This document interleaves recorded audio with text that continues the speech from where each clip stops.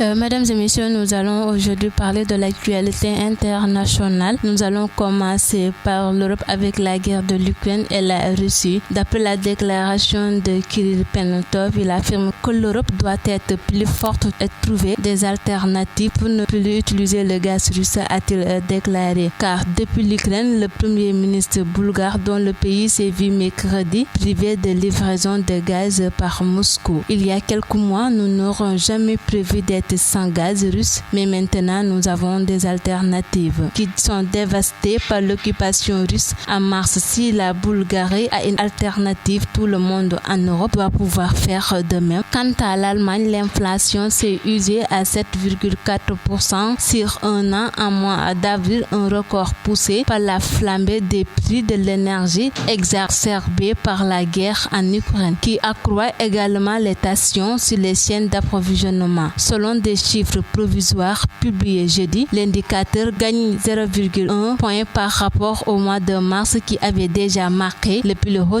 depuis la réunification de l'Allemagne en 1990. Selon l'Institut des statistiques sur un mois, la hausse des prix atteigne 0,8%. Selon Joe Biden, les États-Unis ne peuvent pas rester à l'écart du conflit en Ukraine, malgré le coût de leurs aides militaires à Kiev face aux atrocités et à l'agression de la Russie, a assuré ce jeudi le président Joe Biden en demandant un rallonge de 33 milliards de dollars au Congrès. Les États-Unis n'attaquent pas la Russie, mais aident l'Ukraine à se défendre contre l'agression russe en ayant déjà livré 10 armes anti-chars pour chaque blindé russe. Après sa défaite contre Emmanuel Macron, Marine Le Pen a décidé de franchir les élections législatives en déposant sa candidature pour être électionnée dans le Pas-de-Calais. La candidate du Rassemblement national à l'élection présidentielle, Marine Le Pen, sera encore candidate à sa succession aux législatives dans le Pas-de-Calais, a annoncé ce jeudi Frexit, le président du parti Jordan Bardella, en précisant que pour sa part, il ne briguerait pas de mandat de député. Marine Le Pen sera candidate à sa succession dans le Pas-de-Calais. Elle déclare conformément à l'engagement qu'elle avait pris: j'irai au bout de mon mandat européen, je ne briguerai pas de mandat de député. En Afghanistan, au moins 9 personnes ont été tuées dans 2 attentats à la bombe contre 2 minibus ce jeudi à Mazar-Sharif, a annoncé la police quelques jours seulement après un attentat meurtrier contre une mosquée chiite de cette ville du nord de l'Afghanistan. Les cibles semblent être des passagers chiites, a déclaré l'AFP, le porte-parole de la police provinciale de Balkh, Assis Waziri, ajoutant que 13 personnes avaient été blessées dans les explosions. On va terminer cette actualité internationale avec la flambée des prix alimentaires qui accroît les risques de troubles sociaux en Afrique selon la FMI. La flambée des prix alimentaires